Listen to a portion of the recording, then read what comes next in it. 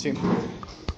Bien, buenas tardes. Estamos haciendo una segunda transmisión en esta entrevista que estamos teniendo con el maestro Gabriel Corrado, quien es especialista en el ámbito laboral, aquí en CIE Legal, es director de esa área justamente, y estábamos hablando del tema de lo del coronavirus y qué impacto tendrá en las empresas, en los trabajadores y en los patrones, sobre todo, que estamos viviendo ahorita una situación muy particular en el mundo. Y gracias, maestro. Ahora sí, ya se escucha perfectamente.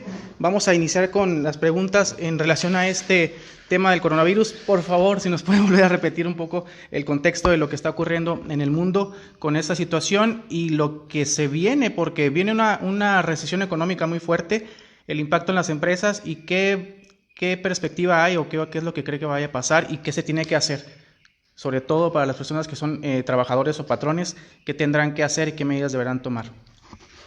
Ok, Ricardo, buenas tardes. Pues un poquito replicando lo que estábamos manejando en la versión de la entrevista que no se completó por el problema técnico. Te reitero, estamos viviendo un momento histórico en cuanto a un tema de salud pública. Obviamente ya tuvimos un precedente grave, no tan grave ni las dimensiones de este problema en 2009, que manejó muy bien el gobierno y en el cual derivado de ello se hicieron unos ajustes a la reforma laboral pensando en un futuro que ya nos alcanzó, ¿no? ¿Cuál es la situación? Bueno, se tiene que ver que en esta dinámica comercial el gobierno se ha posicionado en una estrategia en la cual está manejando diversas fases y propiamente pues hay controversia respecto a si la etapa 2 o la fase 2 ya debería de haberse implementado con anticipación. Que es justamente cuando dicen que la fase uno es cuando el contagio viene de fuera y la fase 2 es cuando ya es interno, algo así, Así ¿verdad? es, ya es Es lo que comunitario, define. ya es comunitario, y entonces obviamente de manera exponencial los casos comienzan a crecer en una curva que precisamente ahorita en otros países está rebasando al sector salud. En ese sentido, obviamente lo que se vislumbra en el aspecto, en la vida interior de las empresas es la suspensión colectiva de las relaciones de trabajo. Y como decía en la versión pasada de la entrevista, reitero esa puntualización. Suspensión. Una palabra muy específica, Muy ¿no? específica y que se está confundiendo porque ya se están generando recortes, despidos, precisamente por esta fase. Ya hay despidos ahorita, a pesar de que Ya tuvimos anoche conocimiento de algunos despidos al respecto aquí en Ensenada. ¿Nos puede dar un ejemplo? No quisiera meterme ahorita porque son cuestiones en Bueno, curso, en pero sí entonces... te puedo decir claramente, no porque nosotros representemos a la empresa, sino porque Sí. representaríamos a esos trabajadores, pero hasta tener toda la información para ser justos con ambas partes, ¿no? Pero sí proyectaba yo que se iba a dar esa confusión porque en días anteriores algunos pseudoasesores estaban manejando ciertas estrategias para manejar esta situación, ¿no? En un momento dado dar por terminada la relación laboral, manejar esto como ausentismo, dar bajas en el IMSS, obviamente la baja en el IMSS que se reflejaría en una problemática ante el Infonavit y la afectación a los créditos de los trabajadores. Pero te digo, aquí estamos hablando todavía de algo más grande. Estamos hablando de algo más grande. ¿Qué es lo que dice la Ley Federal del Trabajo? La Ley Federal del Trabajo establece causas de suspensión de la relación laboral. ¿Qué implica la suspensión de la relación laboral? Que el trabajador no está obligado a presentarse a laborar, pero el patrón no está obligado a cubrir el salario. O sea, se puede ausentar, no perdería su puesto. No pierde su antigüedad, sigue corriendo la relación laboral, subsiste las obligaciones de seguridad social, pero obviamente él no se presenta a laborar, no presta el servicio y no sin ninguna consecuencia, y el patrón no deja de pagar el salario. Pero específicamente en los casos de suspensión colectiva por cuestiones de una contingencia sanitaria, la ley establece que el patrón estará obligado a cubrir una indemnización de un salario mínimo diario por cada día que dure la suspensión, hasta llegar a 30 días. Obviamente esto sigue siendo una afectación Claro. para el trabajador, porque obviamente sus percepciones Sí, se y modifican. Si tiene créditos y demás cosas. No, pero precisamente aquí es donde el gobierno debe atajar, precisamente donde el Seguro Social maneja una postura de cómo se van a prestar los servicios y el Infonavit también manejar una postura al respecto. Si bien es cierto, está en la ley, hay ambigüedades y es el problema, las ambigüedades sobre las cuales se quieren salir algunas personas, no todos, sí. no todos. Hay patrones muy responsables, hay patrones que están asumiendo una obligación más allá de lo que la ley le establece. Ahorita estamos hablando simplemente de lo que la ley te obliga y no te obliga. Entonces, ya no se pagaría el salario con todas sus percepciones, el salario integrado, pero sí se pagaría una indemnización de un salario mínimo. ¿Quiénes quedan exceptuados de esta situación? Las mujeres que estén en estado de maternidad o lactancia, ellos recibirán todas sus percepciones. Aquellas empresas en que utilicen menores de edad, también los menores de edad percibirán todas sus percepciones. Pero te vuelvo a insistir, esta situación creo que va a ser más allá de 30 días. Te digo, la proyección del gobierno siendo muy conservadora. A veces exageradamente conservadora, está hablando de 12 semanas, por ahí ya se le salió al subsecretario a hablar de 12 semanas, pero si vemos el ejemplo de California, que por lo menos están en toque de queda 8 semanas, que también es una proyección. Y es una medida bastante marcada, ¿no? Bastante marcada, y aún así creo que se quedaría corta, ¿no? Te comentaba en la versión pasada de la entrevista que incluso en Alemania se estaba sosteniendo la canciller Angela Merkel que esto podría, de no mediar vacuna, 2 años. Obviamente lo que se espera es que sí vaya a salir la vacuna en este año, pero de ahí que lleguen las masas y que lleguen los países del tercer mundo, ese va a ser otro problema. Sí, porque si vuelve la gente a sus actividades, supongo que uno que esté infectado vuelve a infectar a todos los demás, ¿no? Así es. Entonces volveríamos a lo mismo. Entonces, sí, la perspectiva de paro laboral podría extenderse más allá de los 30 días y es ahí donde precisamente se deberán de tomar medidas, con subsidios, políticas de apoyo a los patrones, porque los patrones obviamente al dejar de producir dejan de ganar dinero y obviamente de ahí es donde se generan los salarios, pero los trabajadores también necesitan percibir para poder comprar alimentos y medicinas en este periodo. Híjole, pero ahorita hemos visto mucho en los medios, al frente de las ruedas de prensa y demás, al secretario de Salud. Subsecretario, perdón, de Salud, pero falta la Secretaría del Trabajo, ¿no?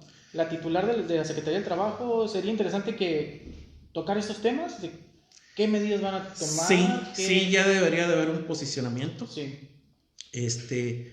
Quiero marcarle algo ahora sí saliéndonos del ámbito laboral, viendo cuál es la situación.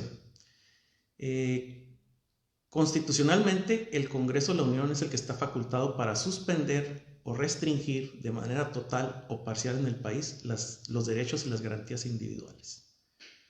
Más sin embargo, en la misma Constitución se establece que el Consejo de Salubridad General tiene facultades ejecutivas y obligatorias para todas las autoridades administrativas del país. Esto es, una situación como la que estamos. Este consejo es el que toma el control de todas las medidas sanitarias de la contingencia sanitaria y obviamente después serán respaldadas por el presidente e incluso por el Congreso. Que es el que apenas acaba de sesionar, ¿verdad? Apenas acaba de sesionar. Ayer y esta mañana. Estamos hablando de un consejo que se integra generalmente por miembros estratégicos del gabinete, los directores del Seguro Social, del ISSSTE, la UNAM, entre otros, ¿no? Sí. Entonces, obviamente, al parecer, la postura es determinar que esta situación es grave y que apoyan las medidas que hasta ahorita se han implementado y que se piensan implementar con lo de la fase 1, fase 2 y fase 3. Sí. Entonces, pero en ese sentido hay todavía huecos al respecto. Y vuelvo a tomar referentes de otros países. Lo que se vislumbra, como en España, es pues que incluso la fuerza pública debería estar en las calles para evitar que las personas circulen. Y hemos visto videos, ¿no? Que van circulando las patrullas avisando, por favor, retírense, esto no son vacaciones, váyanse a sus casas a resguardar. Vemos también en el caso, aquí en el Senado he visto maquiladoras todavía activas. ¿Qué pasa? ¿Aplicas esto para algunas personas y otras no? ¿Protección Civil está revisando? ¿Qué pasa en todo esto? Tu pregunta es adecuada en el sentido de que detectando cuáles son los sujetos vulnerables, Sí. creo que de antemano, de manera unilateral, las empresas deberían demandar a sus domicilios a las gentes de 60 años o más. Empezando por ahí. A las mujeres que están en periodo de gestación, de maternidad, de lactancia, igual. Creo que son las personas que tengan alguna condición de diabetes o hipertensión. Creo que esas personas deben de ser relevadas de la obligación de presentarse a laborar y cubrirles sus prestaciones pues de manera unilateral, ¿no? Pero ahorita son como mera recomendación, o sea, eso lo tendría que decidir individualmente cada empresario en este caso, ¿no? Pues para comenzar, se supone que las reuniones no deberían de ser más de 10, más de 10 personas, ese es el criterio internacional. Sí. Obviamente la sana distancia, el distanciamiento social, pero en muchas empresas pues es complicado, ¿no? Sí. Y sí se necesita que sigan funcionando, pero se deben de tomar medidas al respecto, ¿no? Cambiar los turnos, separarlas, hacer una reorganización de otro tipo, ¿no? Espaciar a los trabajadores. Es complejo, ¿no? Es muy complejo. No es sencillo decirlo, ni nadie creo que tenga la solución absoluta sobre el tema. En estas reuniones que menciona este consejo, ¿hay participación del sector privado? ¿Tiene voz? Sí, tiene voz el sector privado. Ok. Los patrones tienen obligación de seguirles pagando a los trabajadores, ahorita lo mencionaba, sí, pero el mínimo, ¿verdad? No, ahorita no se ha declarado la contingencia se declara sanitaria. La contingencia. Okay. Y esto quiero aclarar porque en algunos estados ha sido el gobernador, ha sido el secretario del trabajo, y si bien es cierto, creo que debemos de dejarnos de tecnicismos por una cuestión más relevante. Sí. También es cierto que hay que acotar que en el punto donde se va a declarar la contingencia sanitaria va a ser por este consejo precisamente. Esa es la autoridad sanitaria competente en todo el país, a todos los niveles. Aquí se aplica la Constitución en sus artículos 29 y 73 y obviamente la Ley General de Salud. Cuando una ley se denomina general, es de aplicación concurrente a todos los niveles de gobierno. Esto es federal, estatal y municipal. Sí, hay leyes federales y hay leyes estatales, pero cuando hay una ley general, la ley general es como la Constitución, no pueden estar sobre esa ley. Sí, hasta las leyes federales están abajo de las leyes generales. Entonces, simplemente se aplica a todos los niveles y este consejo tiene ese control. La Secretaría de Salud tiene esa potestad ejecutiva y es obligatoria para todas las autoridades. Esto a nivel constitucional. Lo que ahí decidan es lo que se tiene Entonces, en ese momento es cuando entra la suspensión colectiva de las relaciones de trabajo sin que medie declaración incluso de la Junta o de la Secretaría del Trabajo, y es cuando se aplica esta medida indemnizatoria, vamos a decirlo, de hasta 30 días de salario. ¿Qué pasa después de los 30 días?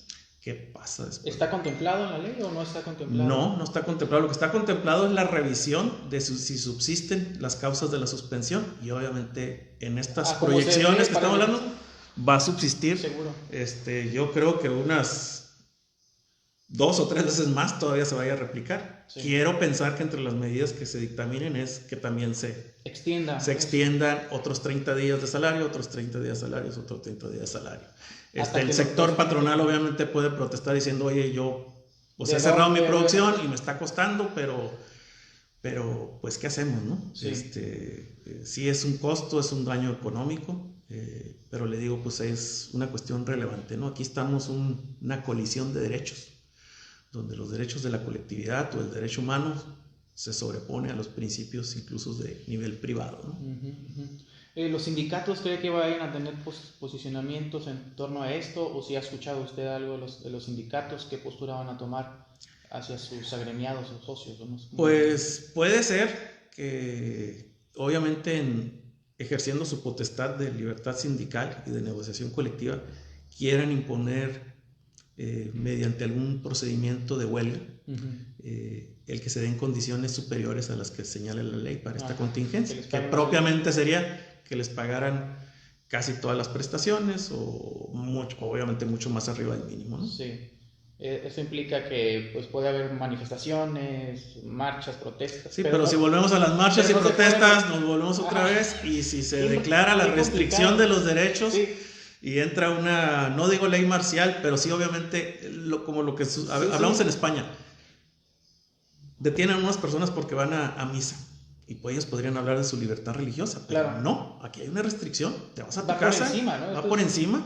Incluso hay multas y hay sanciones, o sea, y es lo que te digo, en un momento dado, si el Congreso, en términos del artículo 29, decreta medidas y sanciones durante este tiempo que exista restricción de manera parcial en unas ciertas zonas del país o en todo el país, de manera temporal, porque es de manera temporal estas medidas extraordinarias, vamos a decirlo de esa manera, pues obviamente todas esas restricciones a la libertad pues tienen...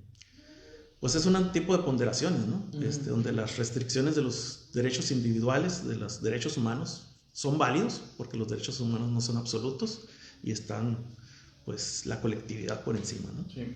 ¿Qué le diría usted a un trabajador, quizá, sobre todo los que dicen, ¿no? Incluso yo he visto memes que dicen, bueno, los godines o los que trabajamos en instituciones de gobierno nos dan este tiempo de quedarnos en casa y tienen asegurado ciertas cosas, pero no lo tienen quienes trabajan al día, las personas que tienen negocios, los emprendedores que viven el día a día. Por ejemplo, ayer por la tarde anunció el obispo la suspensión de las misas, y las personas preguntan, oye, ¿qué va a pasar con la señora que vende los tamales allá afuera de la iglesia y su ingreso que recibía de la actividad de la gente que iba los fines de semana? ¿Qué le va a pasar? Es decir, ¿qué se le puede decir a los trabajadores que viven así a casi día al día? ¿Qué pueden hacer? Es que fíjate que esto es el precio que se está pagando por una mala política económica y laboral que lleva muchos años. Y voy a irme a un tema que aparentemente no tiene relación. Somos un país que tiene arriba del 50% de informalidad. El 60% de las personas no cotizan en alguna institución de seguridad social. No tienen servicio médico, no tienen acceso a medicinas, no tienen derecho a créditos de vivienda. Es como si no existieran.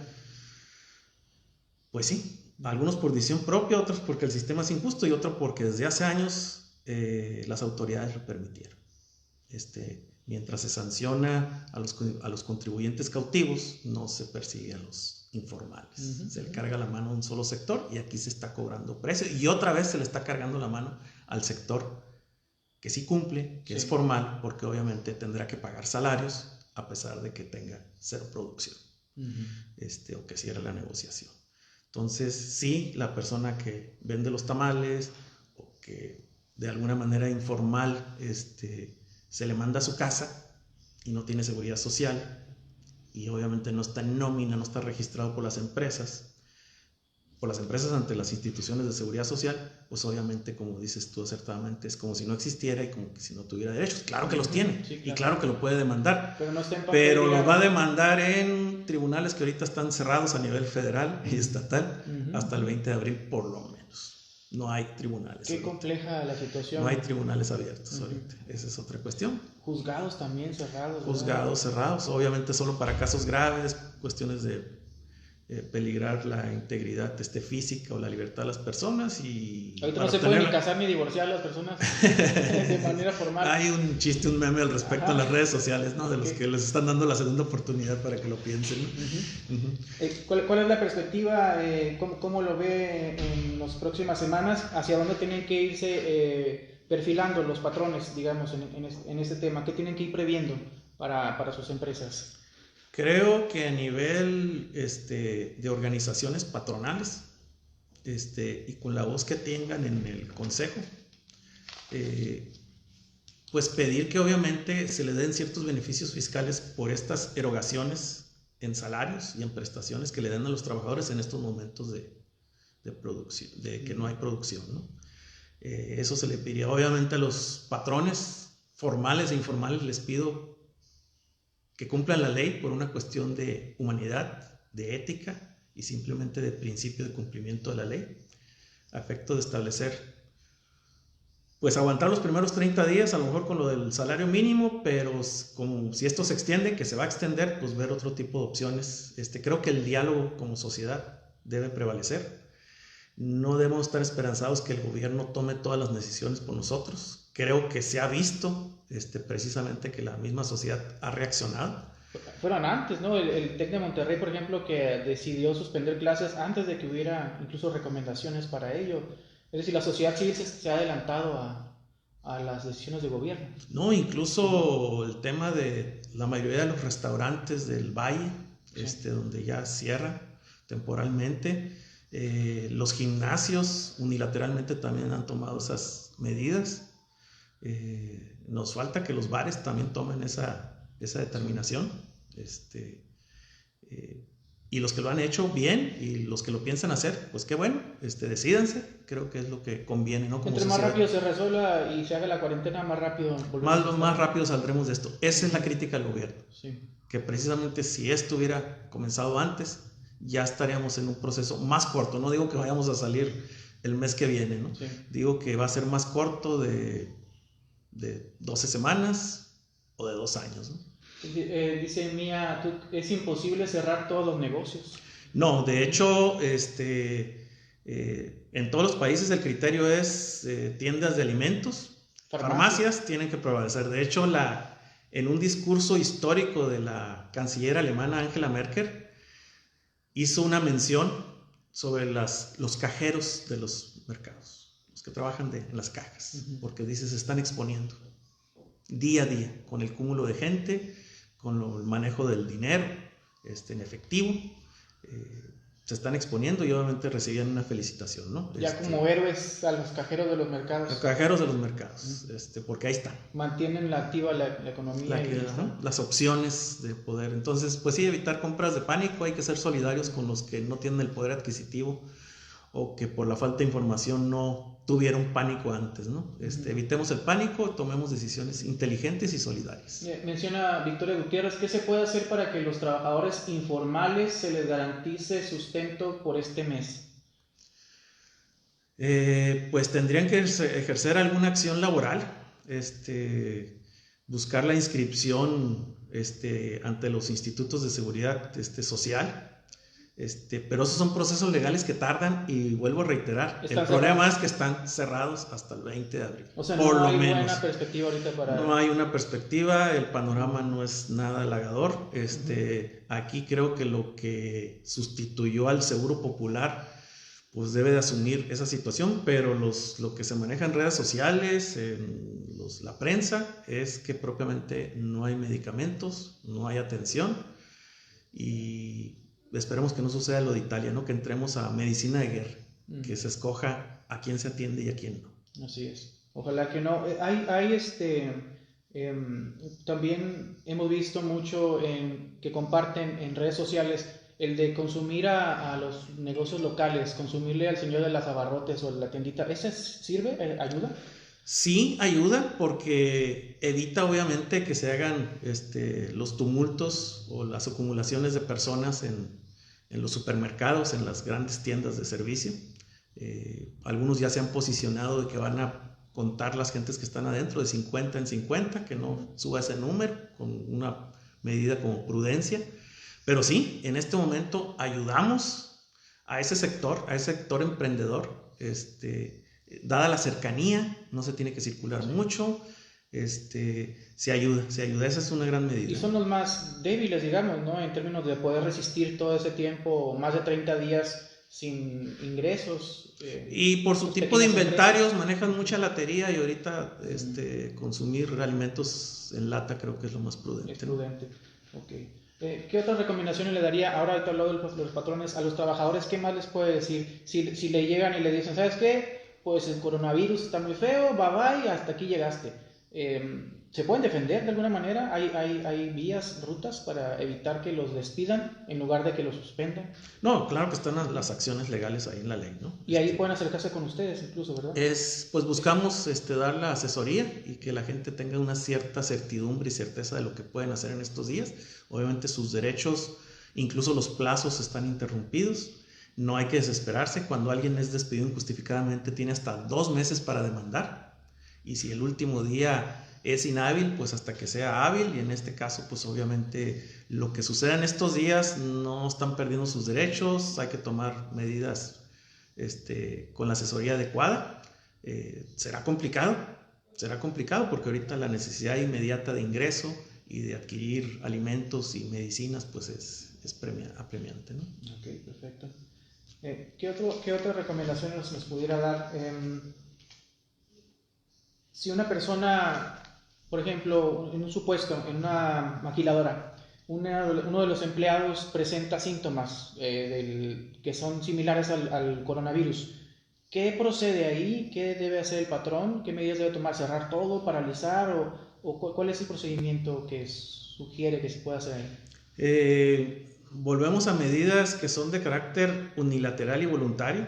Obviamente al trabajador que presenta síntomas por una cuestión de seguridad pues se le debe enviar a su domicilio, proveerle de toda la información y los números telefónicos para que personal de la Secretaría de Salud acuda al domicilio de esta persona y analice su situación, y si consideran que es candidato a una prueba para saber, y si es positivo o negativo, pues ya tomar las decisiones de o que se mantenga recluido en su domicilio o que sí vaya a un aislamiento especial, ¿no? Que en este caso pues parece que no se cuenta con ello, ¿no? Okay. ¿Tienen perspectivas de números? ¿Cómo afectaría esto económicamente? ¿Qué se estaría dejando de percibir? ¿Hay un estimado más o menos de cuánto? No te podría dar números, pero sé que las pérdidas sí son incalculables. Nunca había habido un escenario así en México, Sí, ¿verdad? sí, por ejemplo, tengo clientes del sector agrícola y están preocupados porque en esta suspensión colectiva de las relaciones laborales se está empalmando la proyección de cuándo pueda suceder, o sea, a finales de este mes, principios de abril, con la cosecha de los productos. Ah, sí, también, ¿verdad? Y ese es un problema. Y ahí es muchísima gente que va y entra. Ya los cultivos modernos de primer mundo sí no requieren tantas personas, pero sí ya la cosecha ya requiere mayor número personal y pues es el contacto humano, es la inocuidad alimentaria, es otros factores, ¿no? Y ahí estamos hablando de que si no toman rápido decisiones, las cosechas se pueden perder. Así Tienen es. que hacer todo rápido. Creo que el gobierno deberá de tomar en cuenta en esa suspensión colectiva de las relaciones de trabajo vertientes de ciertas restricciones y ciertas excepciones, ¿no? Obviamente, pues es lógico pensar que personal de vigilancia se debe de quedar. Por sus funciones, pues se da la distancia adecuada para prestar sus servicios, para evitar también actos delictuosos y de saqueo. Las fuerzas públicas pues tienen que estar en la calle, no encerrados. Sí. Las fuerzas públicas tienen que estar en la calle. Policía municipal, federales, el ejército. Protección civil, monitoreando. De hecho está ya el plan DN3 precisamente para que se va a implementar en ese sentido. O sea, el gobierno, el ejército va a salir a las calles, es un hecho. Entonces la perspectiva es que la situación se pondrá más difícil en tema laboral, en tema de los trabajadores en los próximos días, en las próximas semanas. Las medidas que tienen que tomar, lo que recomienda es que procuren adelantarse un poco de manera independiente a tomar medidas. Tomar medidas prudentes para ir evitando el impacto de esta curva, ¿no? Que vuelvo a decir lo mismo, mandar a sus casas con todas las prestaciones a la gente de 60 años o más, vulnerables, sí. Mujeres en estado de maternidad o lactancia también. Hay que recordar que existen en esta nueva forma de la familia donde no hay un solo proveedor, hay varios proveedores y hay obligaciones familiares, ¿no? Sí.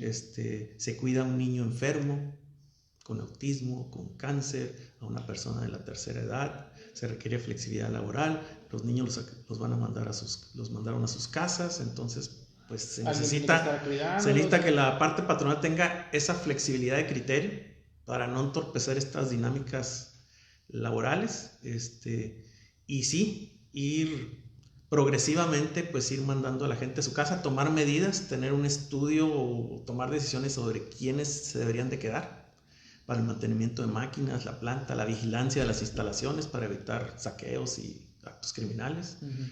Entonces sí es un panorama complejo y creo que ahí la autoridad debe dar flexibilidad a los empresarios para tomar estas decisiones. Incluso en este contexto, las personas designadas para quedarse en las empresas, pues incluso tendrían el beneficio de seguir percibiendo sus prestaciones completas. Así que creo que debería de haber más personas dispuestas, ¿no? En las áreas en las cuales no se comprometa su salud. ¿Cuáles son las lecciones que se aprenderán de esta experiencia? Ya mencionó una importante de pasar, de dejar en la medida de lo posible la informalidad, pero con esa flexibilidad que debe tener el gobierno para recibir a los informales. Esa es una ruta que quizá deba irse resolviendo para evitar que el escenario sea igual en otro Creo momento. que por una cuestión de aspiración, de vida digna, debe existir un seguro universal para todas las personas. Es lo que se ha dicho en los discursos, pero obviamente tanto la legislación como las medidas que se han tomado y los recursos que se han destinado no reflejan que se vaya a cumplir esa expectativa a corto plazo, ¿no? Entonces, esa es una gran lección que debemos de aprender, que debemos de dejar los dogmas y presentar una solidaridad como sociedad y pensar que hay cosas más importantes que tener un carro nuevo o una casa de 300, 400 metros cuadrados. Creo que los servicios de salud es universal y creo que todos debemos de cooperar y proveer por todos. Y creo que debemos de tener que ser más humanos también con los pensionados y jubilados, ¿no? Sí, nos queda claro, y lo que siempre se ha dicho, pero nunca se había puesto en práctica, ¿no? La salud es primero, sobre todas las cosas materiales. ¿Cómo vas a tener? Sin salud no tienes nada, Pues sí, no vas a disfrutar no disfrutas nada. Muy bien. ¿Algún último mensaje que desee dar a las personas? ¿Se pueden acercar con ustedes? ¿Hay manera de contactarlos si les interesa? ¿O cómo pueden dar seguimiento a temas que quizá patrones o trabajadores quieran ahondar con ustedes? Sí, búsquenos en los teléfonos que están en nuestra plataforma de cielegal.com. Estamos para asesorarlos, darles una cita. Obviamente manejaremos protocolos para tratar de no comprometer la salud ni de quien nos visita, ni de nosotros mismos. Las confesiones que van a hacer ahora, que las misas en la iglesia se van a hacer vía Facebook, y las confesiones se van a hacer como el que se va a confesar a 2 metros de distancia del padre, así que algo así va a ser, ¿verdad? Bueno, la gente no cuida para nada su privacidad, así que las confesiones en Facebook creo que no son algo nuevo. No, van a ser ya... Yo entiendo, con un sacerdote, van a ser en persona, pero ya un poco más a distancia, sí. Como que ustedes también tendrán esas medidas de seguridad y demás, ¿verdad? Así es. Ok, perfecto. Bueno, pues entonces ahí está, cielegal.com. cielegal.com. Bueno, pues muchísimas gracias, maestro, y gracias a las personas que vieron la transmisión. Disculpen por la anterior, que hubo una falla técnica aquí con el micrófono que no detectaba, pero retomamos en este video. Lo pueden compartir, si pueden hacer preguntas, quizá estará personal también viendo los comentarios que ustedes hicieron, si se nos pasó alguno, y los puedan responder. Y estén pendientes, les estaremos dando información relacionada con el coronavirus desde diferentes perspectivas. Ayer hablamos del tema psicológico y cómo nos afecta en la ansiedad y en la presión, este tipo de situaciones que dan miedo, pero que también nos tienen que hacer poner los pies en la tierra y darnos cuenta de las cosas que están en nuestras manos y las que no. Y sobre todo en los temas legales, pues hay cosas que también están en nuestras manos que podemos ir resolviendo. Muchas gracias y estamos pendientes. Hasta luego. Sí.